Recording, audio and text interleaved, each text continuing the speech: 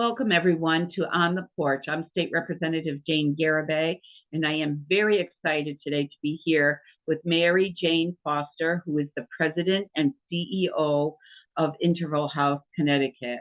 Welcome, Mary Jane. Thank you. Thank you so much for having me.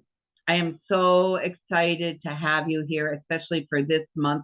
And first, I'd like to ask you to tell us about your journey getting to being the director of Interval House and what this month means. Well, it wasn't a straight line, apparently, but I was asked by a friend to help raise money for a domestic violence agency over 30 years ago. And I said to her, "What's domestic violence?" I had no idea what it was. I couldn't imagine what it meant. And so I said yes to raising money for what I thought would be a worthy cause. And I fell in love with the work. I saw what the work the staff did. I met victims and survivors, and I said, this is what I want to do. So on one level or another, I've been involved in domestic violence as a policy matter, as an advocate, as a lawyer. And when the opportunity to actually run a nonprofit came along, I jumped at it, just jumped at it. I've been in the for-profit world all of my career. And the last 5 years, I've been at Interval House, which is Connecticut's largest domestic violence agency. We serve Hartford and the surrounding 23 towns and cities. So it's a very large, very diverse geographic area. Right. Oh, that's an awesome. It's October. Pardon? Did I mention it's October? I know, huh? And we're going to talk about that in a minute, but I think it's amazing, your journey and having that nonprofit experience, I'm sure has really helped you at Interval House, as it is a little bit different. But yes, this is October, and this is Domestic Abuse Month. It's Domestic Awareness Month, so designated.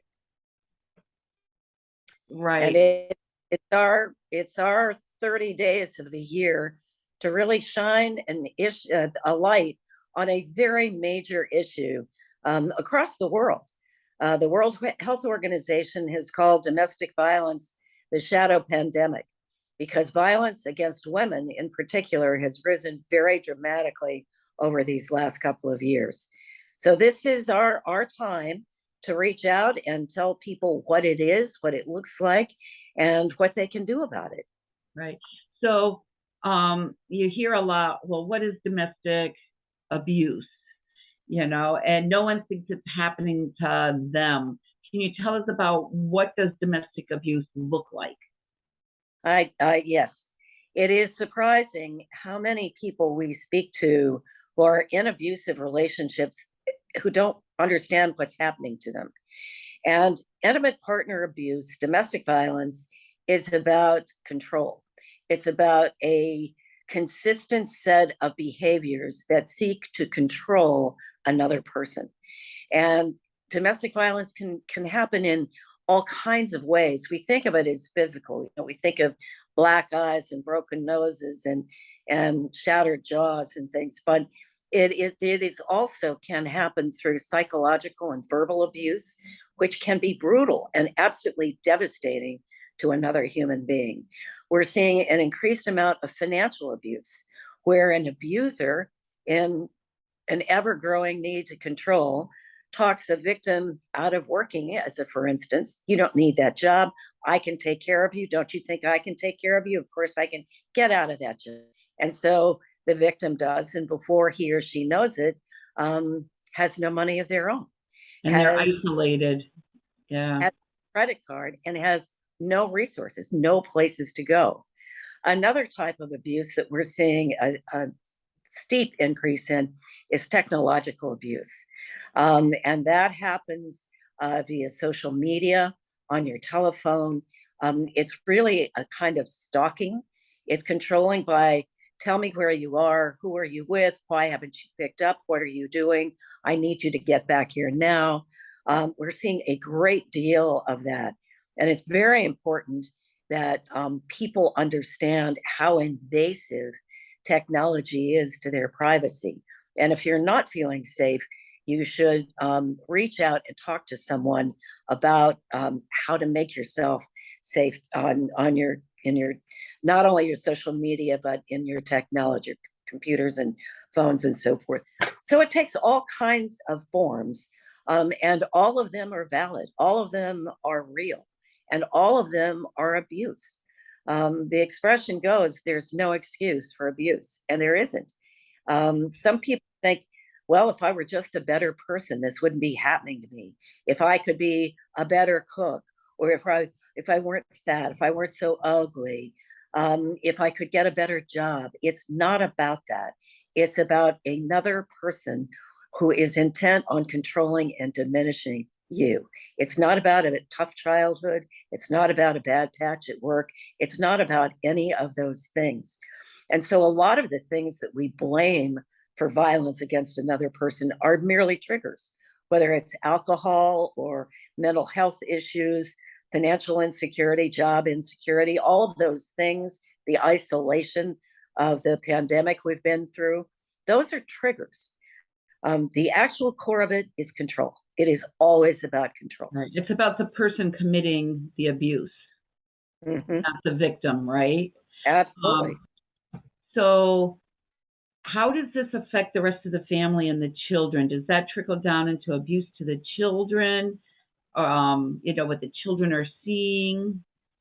It very often does trickle down to the children, and the children being abused themselves, if not physically, verbally. And as a lawyer, very often I saw that that was the last straw for people in abusive relationships. When the children got threatened, the victims understood it was time for them to go, that it was really no longer safe. Study after study has shown that domestic violence is intergenerational. And I never fully understood that until I actually ran Interval House. What children see is what they know.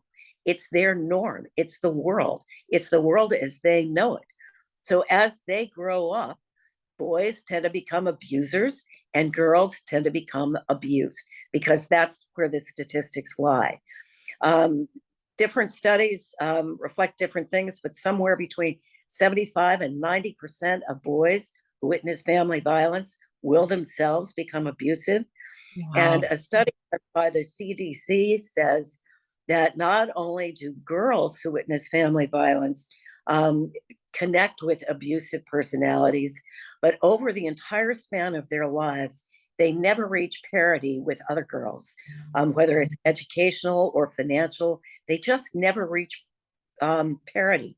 They don't have the same aspirations or will to be ambitious and move on, which is really heartbreaking.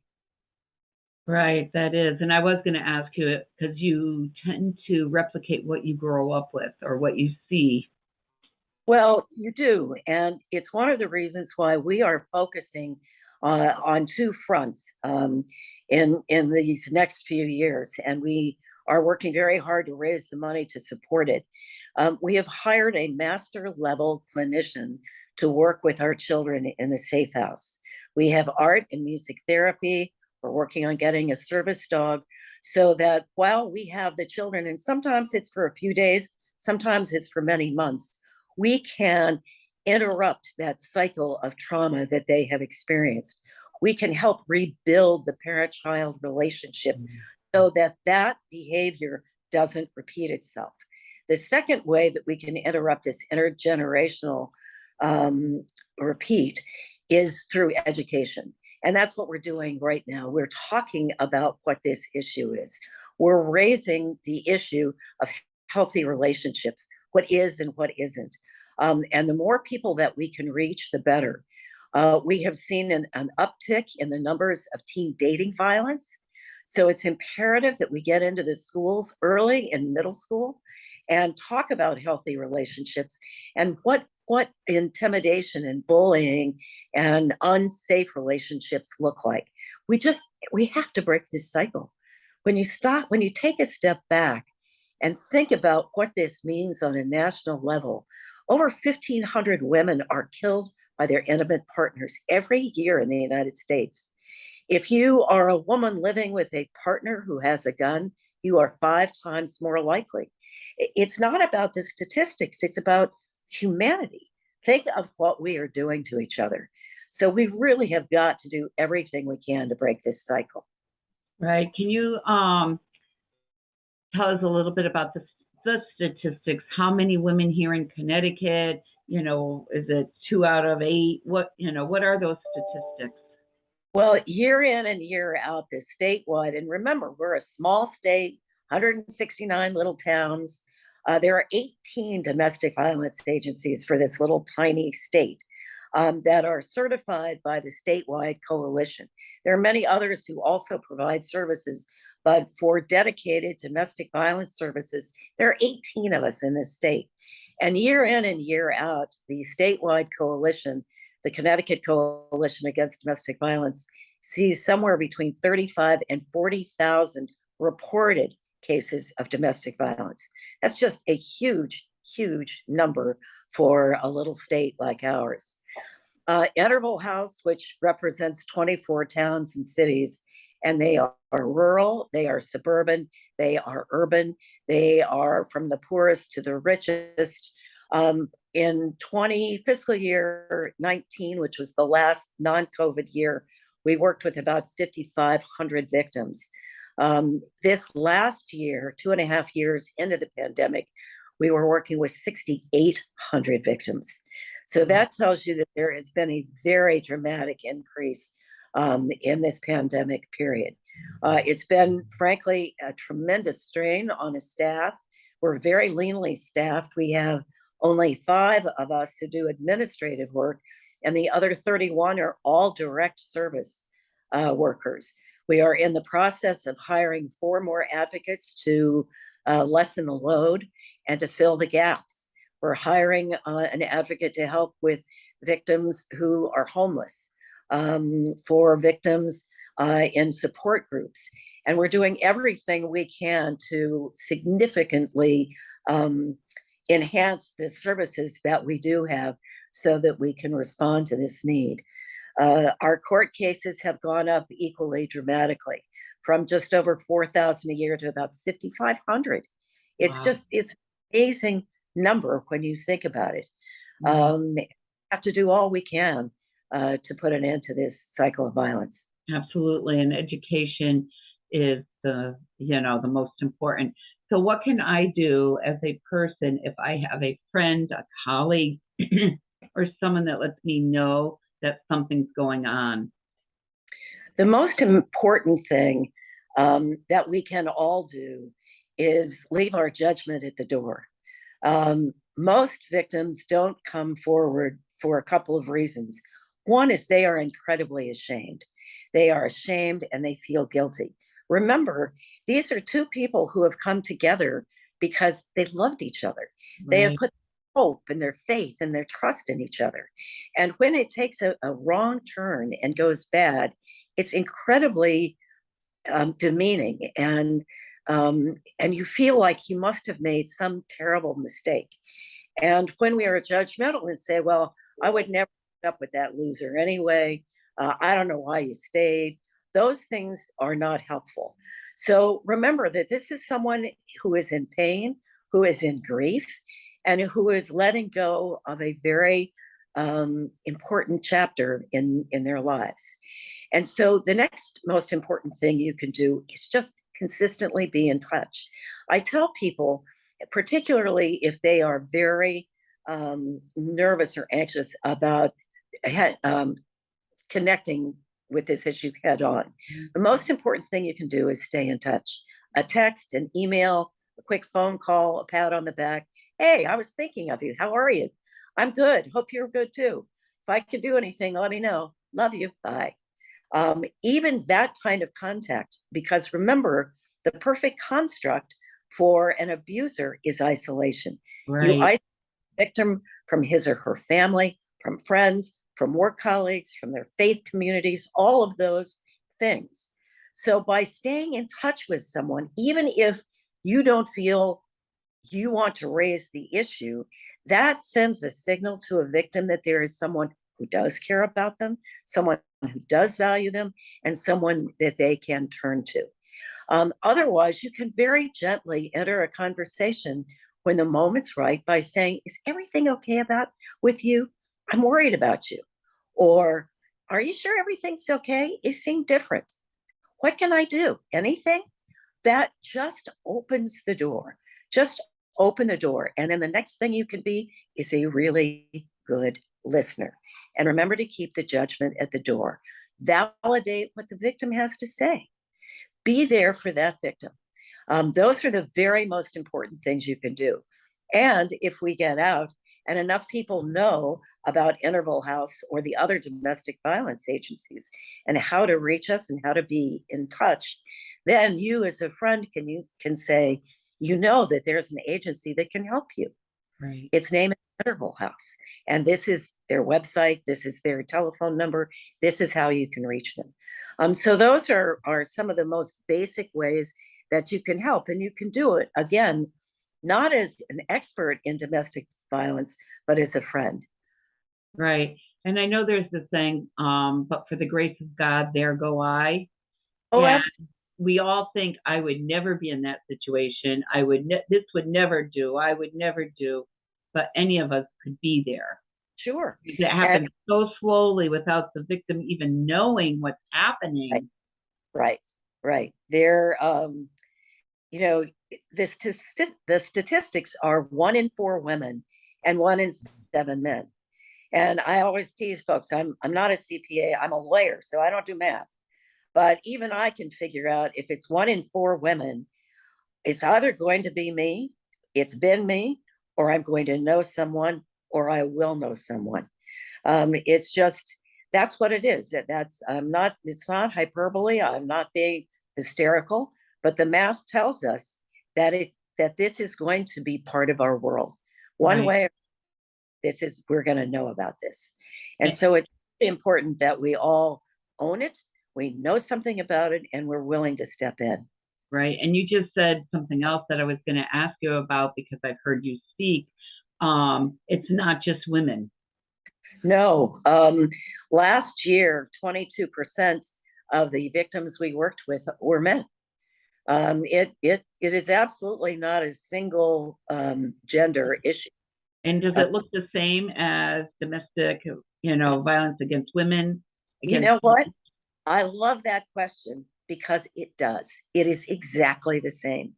Years ago, as a lawyer, I represented a man who absolutely adored and loved his wife. And she was horrifically abusive to him. And he said to me, "I don't want to leave her. I just want this to end. I want it to be better. I want what I had back before." And I was so struck because we think that that's what women say. But it was a man saying it to me. "Please make this stop. Please make this go away so I can be with the person I fell in love with." It's it's very much the same. It's and about control, it's about behavior that escalates, and it's the details differ, but the very basics are exactly the same. right. And unless you're going through it, we don't really understand, what we would say, I would do things differently, but we don't know what it's like to go through that. And now that answered my question because that many people are looking back at what they had and that Mm-hmm. wonderful relationship at the beginning. And that's what, will it come back? And yeah, so Sure. it's a loss, it's a death of Yeah. a marriage. So, Sure. um, so let's talk about a little bit how people can help. I know you have two great events coming up in this month. Can you talk a little bit about them? This coming Sunday, October 23rd, we are hosting the third annual Jennifer Farber Dulos Memorial Walk. It's at 9 a.m. at Dunkin' Donuts Park in Hartford. It's $25, and we will have, don't you just know, donuts and coffee. We will do a memorial walk around the warning track, have some moments of silence, a short program, and then we will have activities, sign making, decorating these hands are not for hitting, making a very large poster, and other things. So that's a way you can get some fresh air, have a good walk, and honor those who have died and those who have survived domestic violence. Again, that's this coming Sunday at 9 a.m. at Dunkin' Donuts Park. And then on November 3rd at 8 a.m. in Simsbury at the Riverview, we are having our annual breakfast. The event is free. It is underwritten entirely by the owner of the Riverview, who's obviously a wonderful, wonderful person. All you need to do is register for that. And this year, sadly, in a very timely way, we are recognizing our law enforcement partners. Many, many years ago, 30 plus years ago, law enforcement wanted nothing to do with domestic violence agencies. Their domestic cases were the hardest cases and most dangerous, often, that they had, and they just didn't want any interference. Today, we work hand in glove with them. So this is a breakfast to honor them, the work they do, and the partnership that we have. And again, that is November 3rd at 8 a.m. It's I run a very tight ship, so it's just about an hour. Breakfast is absolutely delicious. Now, how can you join us? Go to intervalhousect.org. That's intervalhousect.org, and you will find the events and registration there. We would love to have you join us. Another thing that you can do for us is donate gift cards to us. One of the most important things we do for victims, in my opinion, is give them freedom wherever we can. And when you hand a gift card to a victim and say, here's a gift card to, take your pick, Walmart, Target, Kohl's, Stop and Shop, you are saying to them, we value you, we trust you, we know that you will do what you believe is best for you and your family with this gift card.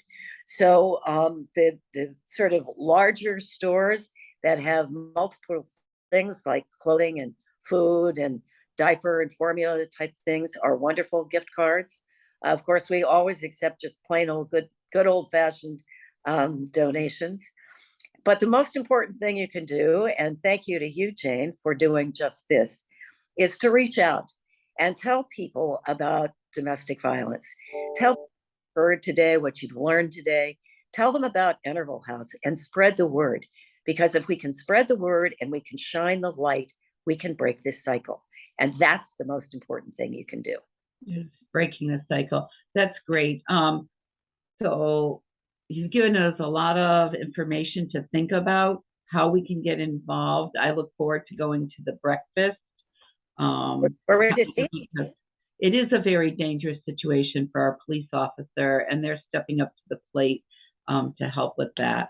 So I want to thank you so much for coming on the porch today and sharing your wealth of knowledge, bringing awareness to Domestic Violence Month, Awareness Month, and giving us tools that we can help people with.